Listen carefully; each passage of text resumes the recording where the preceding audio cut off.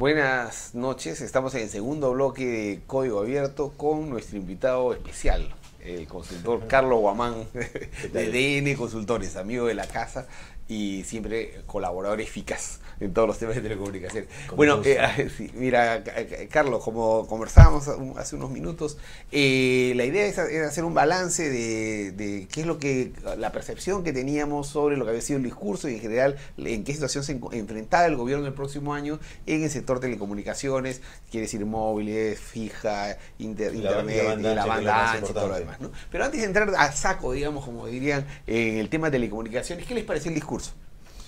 Bueno, mira, más allá de los comentarios que han sido más o menos abundantes sobre que la extensión que tuvo el discurso y en fin, y que ha tenido una forma más bien de enumeración de hechos, sí quisiéramos ir hacia un punto que no ha sido tan comentado, que está muy bien y es muy coherente con la política del gobierno actual, una orientación, una inclinación hacia temas de corte social para resolver los temas estructurales que hay en el país y que reconocemos todos. Pero lo importante es que cuando tú operativizas un plan debes explicar lo que vas a hacer y puesto un número seguramente de las acciones que vas a ejecutar, pero de la mano con eso cómo lo vas a financiar.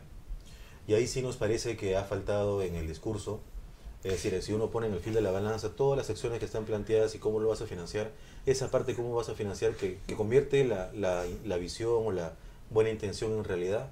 Es lo que creemos que se evitarían temas como el de ahora con el seguro, o sea, el seguro general de oncológico para toda la población. Por ahora está criticado en varios. Ya salió la ministra a decir que no se trata de para todos, ¿no? Aunque el discurso dice nadie se quedará sin atención. Claro. Ya ha salido la ministra Trivelli a decir, estamos hablando solamente de los más pobres. Así es. ¿No? Pero cuando sabemos que los tratamientos para cáncer son incluso caros para las clases medias e incluso para las clases medias altas, entonces ese nadie se quedará. Es como lo de pensión 65, ¿no? Que primero era pensión 65 para todos y luego que iban fue reduciendo votando de una manera lógica, ¿no? Pero efectivamente le faltó decir cosas un poco más precisas, ¿no? Y a ti, Jorge, ¿qué te pareció? Este listado de, digamos, sectorial largo, ¿te pareció consistente?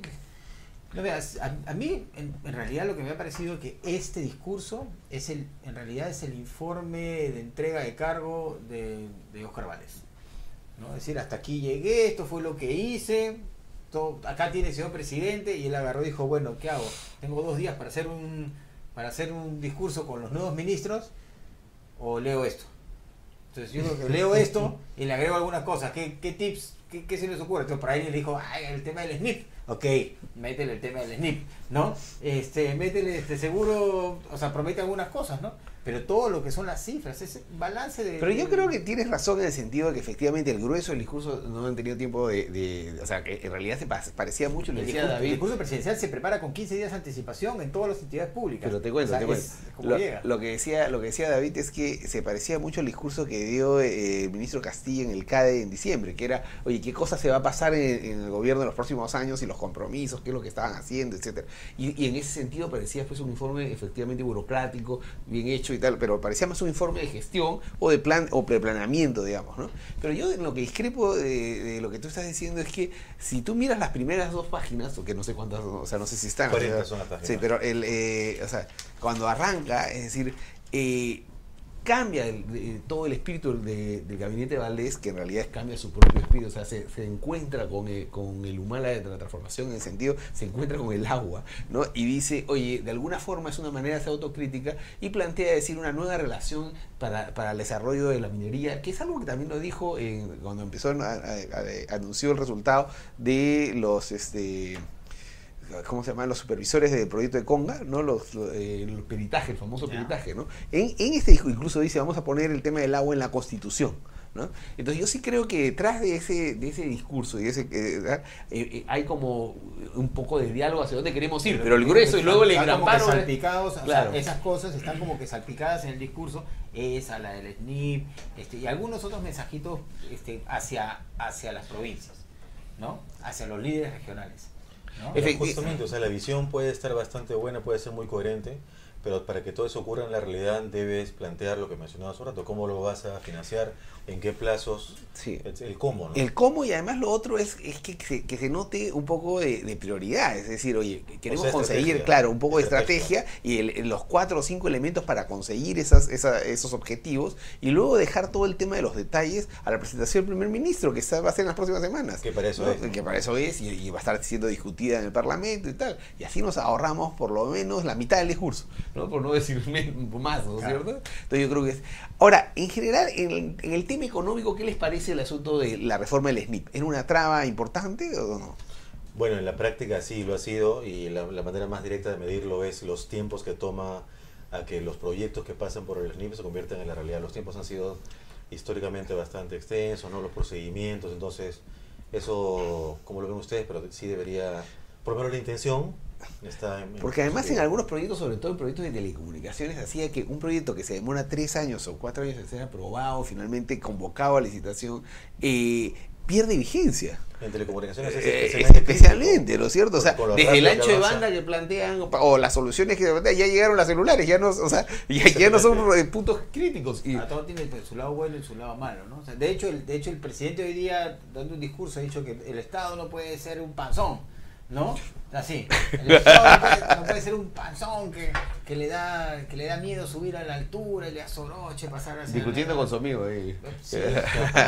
pero creo que también hacer un poco una reflexión sobre el tema de algunos procedimientos que hacen que el Estado demore mucho en tomar decisiones, y que además viendo desde el punto de vista del funcionario público, que también le dan una responsabilidad de decisión al funcionario público, que después va a ser perseguido por cualquier decisión Si no cumple con el procedimiento. Claro, que por cualquier decisión que tome. Entonces eso genera pues efectivamente que el sector público tenga en automático un sistema que evita que se tomen decisiones, y si no hacemos nada mejor, porque perverso, es un sistema perverso, intrínsecamente, ¿no? Perverso, sí. Entonces, pero al mismo tiempo el SNIP era, digamos, en su esencia, Necesitaba el monumento al choclo, ¿no? claro, es evitar el monumento al choclo, es evitar es evitar que se use el dinero en cosas innecesarias. Pero ahora la contracrítica a eso es que efectivamente el monumento al choclo igual se hace. No, igual se hace, pero igual se hace con SNIP, pero además son y con proyecto aprobado. No, Sí. pero digamos, es que existen monumentos al choclo reales. Ahora, ¿qué es lo importante? Para mí son dos cosas fundamentales en el cambio del SNIP. Por un lado está el tema de descentralizarlo, con lo cual implica llevarle recursos de capacidad técnica a las regiones. Y por otro lado está incorporar, antes solo se podía gastar en infraestructura, prácticamente, o sea, en inversiones en infraestructura. Ahora va a permitir en los propios, gastarse en los propios estudios, en recursos humanos y en gasto, pero en un determinado tipo de gasto, lo que permite hacer proyectos, o sea, proyectos más sólidos, ¿no? Incluso evaluar de una manera más consistente los proyectos. A mí me parece que es audaz y me parece importante. Los riesgos son que se hagan algunas cosas innecesarias, pero sí con la cantidad de plata que están acumuladas por el canon y tal, que no pueden ejecutarse, termina siendo un elemento, o sea, una traba al desarrollo, ¿no? Completamente. Sí, entonces Siempre y cuando, digamos, el costo de personal, el gasto en personal del estudio Tiene que haber, no sea mayor a la inversión que se vaya a no, hacer. tiene que haber elementos de ratios y de supervisión. Criterios de razonabilidad. Claro, pero en las que, o sea, es cambiar un poquito la lógica, o sea, la lógica de austeridad de un Estado que está siempre en el borde, digamos, de no llegar al equilibrio fiscal, a un Estado que está en crecimiento y digamos, en inacción total, o sea, sí, claro. No se avanza, no se hace nada. Claro, en lo que se critica con nosotros, tú has gastado solamente el 20% del presupuesto, yo gasté el 30%, no, yo llegué a 50%. No, o sea, ¿me entiendes? Es decir, y se sigue acumulando dinero. La sigue mirando y dice, ok, las reservas internacionales netas va a subir, ¿cuántas reservas tenemos? Y aquí seguimos igual. Claro. Bueno, y uno de los puntos fundamentales para todo este plan, y Humala lo señala en varias oportunidades, aunque no desarrolla, es el tema de telecomunicaciones. ¿Qué impresión te dio en general cómo tocó al sector dentro del discurso? Mira, la verdad es que sí, nosotros nos sentimos algo inquietos porque lo mejor que ha podido ocurrir en las telecomunicaciones en el primer año de la gestión es algo que no dijo, y es la aprobación hace un mes o algo más de la ley de promoción de la banda ancha. ¿Qué queremos decir? En las 40 páginas que tiene el discurso, no hemos contado las palabras, pero es un discurso, como todos sabemos, bastante amplio. La alusión a banda ancha o internet en todo el documento de las 40 páginas ocurre apenas 4 veces. Entonces, solamente 4 veces se cita el término banda ancha una vez e internet 3 veces. Entonces, eso es un número muy simple, pero que te da una idea de cuál es la importancia que puede tener el sector en la gestión actual. Cuando decimos que lo mejor que ha ocurrido es lo que no mencionó y aludimos a la ley de promoción de la banda ancha, esta ley, a nuestro modo de ver, es una pena que no haya sido citada por el presidente, es bastante buena porque rompe el paradigma sobre de qué se trata la banda ancha. Es decir, habla de la conectividad, que es de lo que siempre hemos hablado, pero le suma el gran mundo de los contenidos. Esto ya lo hemos comentado antes. Y específicamente en ambos temas, en la conectividad, menciona un hito que va a ser fundamental en el desarrollo futuro, que es la red dorsal. Y del lado de contenidos habla también algo que en el país es nuevo, que es el gobierno electrónico. Pero a eso yo le sumaría, en el tema de los contenidos, que tiene que ver también con la red, es el tema de la red neutral. O sea, de la neutralidad de la red. Si hablan, Sí, en algún claro. momento habla de gobierno electrónico, habla de tener oficinas interconectadas. Simplificación de trámites, sí. Simplificación de trámites. Sí lo alude. Y menciona un conjunto de metas que son metas ya, bueno, que conocemos de hace mucho tiempo, ¿no? El tema de la inscripción de las pymes, el tema de los trámites. Es correcto, pero justamente estos aspectos positivos que les menciono, que es la parte, digamos, rescatable del año y que no han sido tan destacadas en el discurso, tienen como contrapeso aspectos que nos inquietan en el camino, porque en la red dorsal, por ejemplo, no existe claridad en el Estado peruano, en los actores del Estado peruano vinculados al mundo de las TIC. No hay claridad respecto a si el operador neutro va a ser neutro o no va a ser neutro. Es decir, si el operador dominante va a poder ser candidato como para el concurso operador neutro o no. Porque si citamos a los 4 actores del Estado peruano, el Ministerio de Transportes y Comunicaciones, OCIPTEL, ONGI, que es la Oficina Nacional de Gobierno Electrónico, e incluso el Congreso, que tiene una Comisión de Transportes y Comunicaciones, de estos 4 actores, 2 creen que el operador dominante no debe participar y 2 creen que sí debe participar. ¿Quiénes son? Los que piensan que no debe participar, que la ley dice, que la ley es muy clara en decir que no puede participar, son el Congreso, la Comisión de Transportes y Comunicaciones y ONGI. Y los que creen que sí puede participar, es más, que no se le puede prohibir, son, hasta el momento, tal como se han pronunciado públicamente, OCIPTEL y el Ministerio. Pero ahí lo que Entonces, lo que se estaría planteando, es lo que conversamos en programas anteriores, es que sería a través de una razón social nueva, con una contabilidad independiente y sí, todo, ¿no? con todo eso, pero digamos, el espíritu de la norma es que el operador neutro sea neutro, no que sea neutro disfrazado. Claro. Entendía de parte de OCIPTEL, en una entrevista que hicimos la semana pasada, que la idea es que de preferencia sea neutro, pero si no puede ser neutro, entonces tendría que ser un operador con contabilidad separada. Con lo cual regresamos a lo de siempre, que las Claro. autoridades creen que nadie en el mundo quiere invertir en el Perú, solo el operador dominante, y por lo tanto no queda otra que... Además, un operador Pero eso no es dominante así. como el caso de Telefónica, que está con restricciones de inversión fuertes, ¿no es cierto? Entonces, Completamente. o sea, ¿me entiendes? A nivel global. Entonces, mucho mejor es traer un tercer operador grande que opere esta red, ¿no es cierto? Y que además sea una verdadera amenaza para que las condiciones que se den en los tramos donde hay subsidiariedad sean tramos, opciones competitivas, ¿no? Que permitan que todos los nodos de las provincias, como está mencionado en el plan de banda ancha, sean nodos de una red efectivamente neutral, ¿no? Sí, pero resulta que Telefónica tiene a nivel global dificultades para su crecimiento, porque financieramente se ha fragilizado por las condiciones de Europa, pero resulta que Perú junto con Chile son ahora mercados medio las joyas de Telefónica, bueno, junto con Brasil, que siempre es un mercado grande, ¿no? Entonces, en el lado de la conectividad nos preocupa que la ley ya define el operador neutro, pero que no va a quedar claro si va a ser neutro de verdad o neutro disfrazado. Y por el lado del gobierno electrónico nos preocupa que está muy bien el desafío que se ha planteado en GI, que tenga un rol mucho más grande de lo que nunca ha tenido. De hecho, todo el Estado peruano debe implementar, primero diseñar y luego implementar planes de gobierno electrónico que sean vinculantes respecto de las políticas del Plan Nacional de Gobierno Electrónico que ONGI, de acuerdo con la ley, tiene que tener listo en los próximos meses. Pero eso implica que este plan estratégico de gobierno electrónico sea absolutamente articulado con todos los actores del Estado peruano, tanto el gobierno nacional como gobiernos regionales, provinciales e incluso con el tiempo distritales. Eso cuesta mucho tiempo, mucho recurso humano, mucha plata. ONGI tiene hoy día 20 personas. Con eso no puedes hacerlo. Entonces, sí requiere un respaldo, digamos, político para que pueda tener las herramientas para ejecutar el plan que la ley le ha encargado. En buena cuenta, con este tema de la red dorsal, que debe ser neutra o no, y el gobierno electrónico, lo que sentimos es que hace falta en el país un compromiso político del más alto nivel para estar convencidos del rol que tiene el TIC en el desarrollo, la inclusión digital, que es como se llama en el sector, pero la inclusión social, que es el objetivo supremo de este gobierno. Ahora, tienen otras partes que no son directamente, tienen que ver con telecomunicaciones, pero tiene que ver con lo que tú estás diciendo y con los retos que estás haciendo. O sea, sí siento que luego menciona transversalmente, o sea, está en salud y habla de internet, está en educación y habla de internet, que tiene que ver con justamente esta lógica de es un internet que en realidad es una herramienta para potenciar el brazo del Estado, ¿no? Es decir, vamos a llegar a tantas escuelas en tantos distritos, vamos a usar la salud para tal cosa. Y que no es internet en sí. Sí, claro, y también en seguridad, me parece que también lo menciona, etcétera. Y ahora, lo que me parece súper importante es que también en otra parte habla sobre la reforma del Estado, es decir, que siempre hablan todos los gobiernos, pero si efectivamente, digamos, este gobierno, y aprovechando, digamos, la red dorsal, ¿te acuerdas como hablábamos en esta reunión de ILAC, ¿no? En DIRSI, cuando estuvimos juntos preparando esta exposición?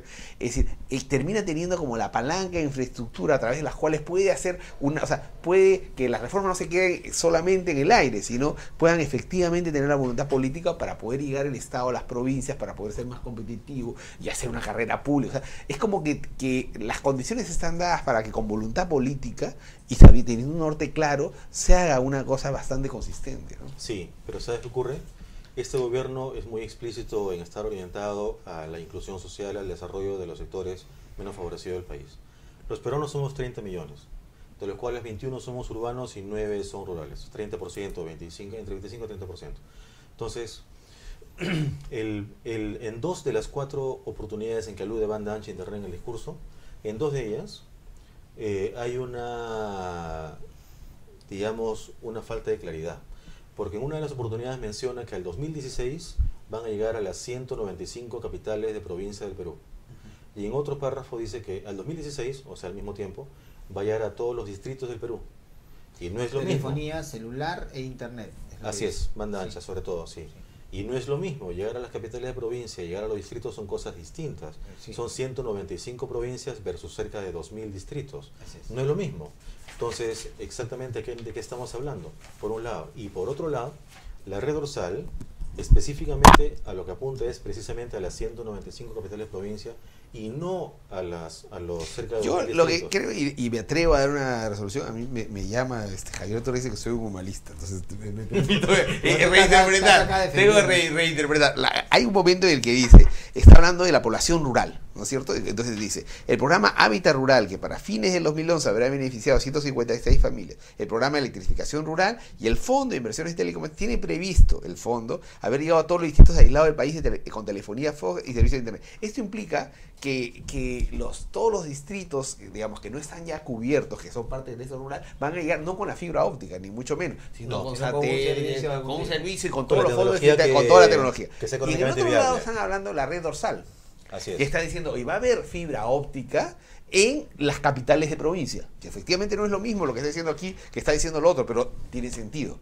Es decir, sí tiene sentido, pero la temporalidad es distinta, porque para que tú llegues a todos los distritos tienes que antes haber tenido la red dorsal. No necesariamente, porque acuérdate que ya se ha invertido. A lo mejor está pensando llegar acá con los fondos tipo satelitales, todos los distritos alejados, etcétera. Sí, pero tienes un porcentaje cuyo número no tengo ahora de distritos que locales que requieren que se haya llegado. Tienen el punto, pero no tienen el servicio. Sí, de repente, efectivamente, viendo más finos, podría ser que se le quede un porcentaje de distritos fuera, ¿no?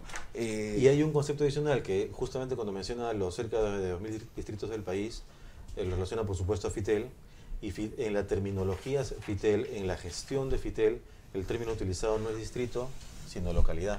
Ahora, ¿no? Yo quería llamar la atención de un tema, y es que a lo mejor pues ha querido diferenciarse de Alan García. Alan García en sus discursos decía, ahora hay 90% de celulares, no sé cuántos millones de celulares en el Perú, ¿cierto? Claro. Y así, le ponía así fuerte. No, ahora y toda su negociación con los grandes operadores era esa. Claro, y más bien Humala no mencionaba los celulares. Para nada. Ha querido distanciarse de ese discurso, de un discurso de acá está la tecnología, úsala, y pasarla por un discurso más de esa tecnología la voy a usar en salud, la voy a usar en educación, la voy a usar en integrar los servicios del Estado. A lo mejor es una manera... Y ha puesto énfasis también en el tema de reforma del Estado, ¿no? Sí, Dentro de ese discurso, claro, dentro de ese discurso largo, ¿no? Otro punto que quería mencionarles es el rol de Carlos Paredes, ¿no? Carlos Paredes, ministro de Transporte, era una de los 4, digamos, ministros voceados como potenciales primeros ministros, ¿no? ¿Cómo lo ven?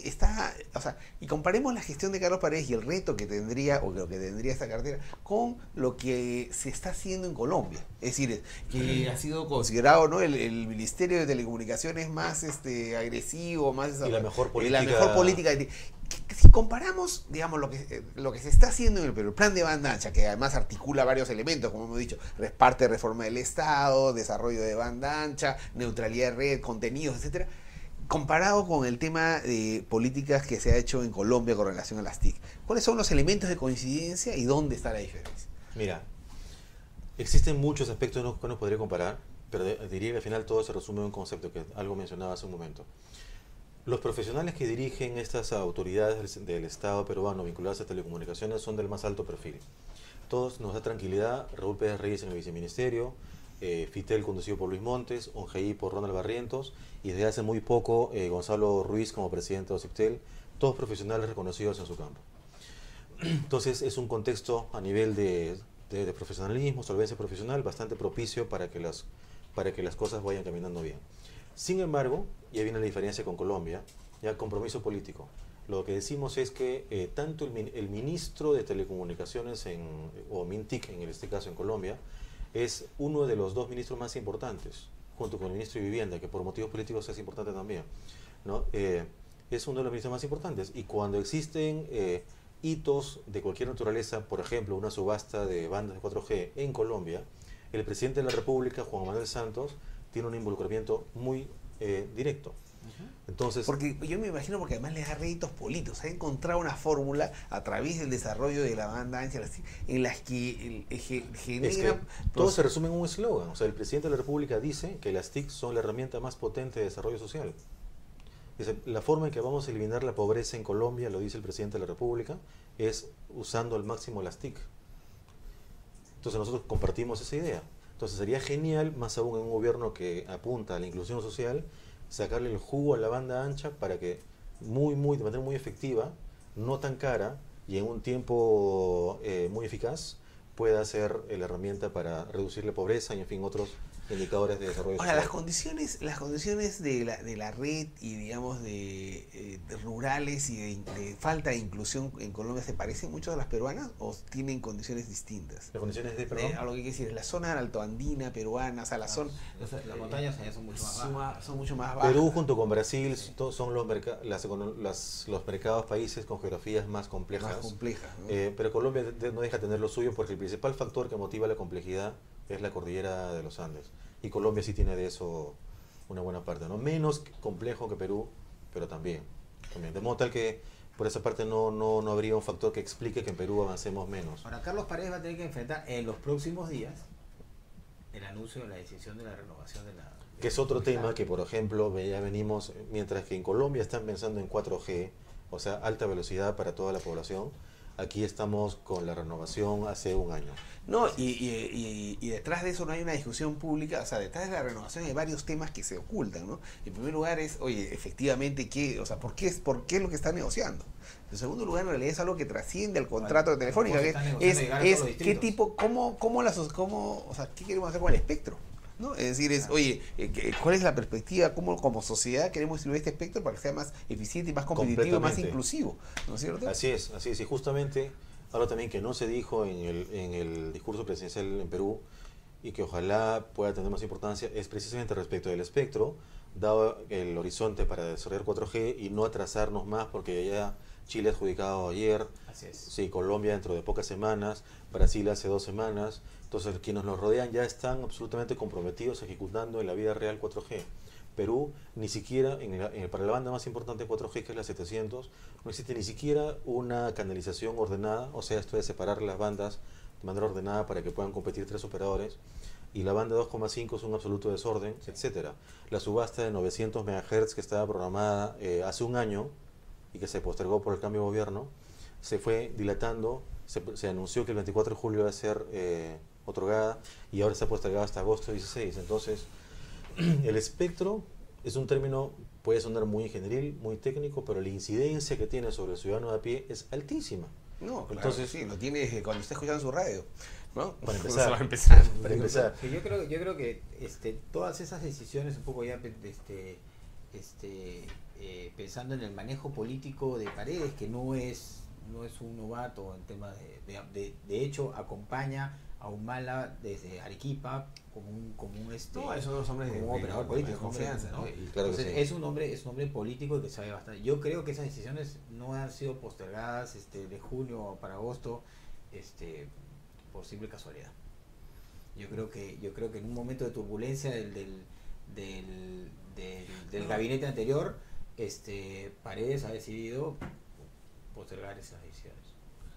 ¿Qué negociaciones? ¿Para qué levantarlo mucho en un momento como el discurso te refieres? Claro, y todavía no levantaron el discurso, Claro. ¿no? Sino esperar al siguiente, a la No, y presentación además, del gabinete. y a mí es algo curioso, ¿no? Porque no tengo ninguna prueba ni nada parecido, pero a mí es como que mirando cómo ha estado negociando este gobierno el tema de camiseta, ¿no? En el tema de camisetas está saltando, ¿no? El asunto es de la reexportación de Perú Petro denunció, pues, ¿no? El presidente Perú Petro la semana pasada de que efectivamente algo que se habían 10 embarques que se habían reexportado desde Estados Unidos el gas hacia otros mercados más valiosos y según el contrato de concesión de habían llegado a puerto o no habían ni siquiera llegado a puerto. claro, en realidad se pagaba regalías sobre el destino final al consumidor en el cual se pagaba. El mercado del gas no es como el mercado de petróleo, que es un commodity global. Hay varios mercados, mercados con precios muy disímiles. Entonces en Asia se paga 100, en otro lado se paga 25. Entonces es distinto que te paguen regalías sobre 25 que sobre 100. Y el operador tiene la libertad de ir a los mercados por cualquier razón que desee, pero sobre el destino final, y a partir de ahí, sobre el destino final, le paga las regalías que le corresponden al Estado. Entonces, si tú te vas a un destino caro y dices que te ha quedado el destino barato, estás haciendo fraude. Y eso sería causal incluso de anular la concesión.